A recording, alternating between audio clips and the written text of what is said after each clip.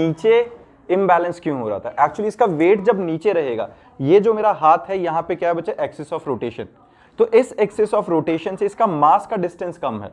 जो हमारे पास जो टॉर्क होता है, बेसिकली मूवमेंट ऑफ फोर्स होता है, वो होता है mass into distance from the axis of rotation. अगर डिस्टेंस कम होगा, मास का जो डिस्टेंस वो कम होगा, तो जो इसके अंदर फोर्स आएगी वो कंपैरेटिवली ज्यादा आएगी। तो जो इसको रोटेटिंग फोर्स मिल रही है वो बहुत ज्यादा मिल रही है, जिस वजह से ये उधर उधर भाग रहा है, क्योंकि डिस्टेंस कम है, मास नजदीक है, तो फोर्स ज्यादा होगी। एफ क्रॉस आर जो रहेगा वो कांस्टेंट रहेगा।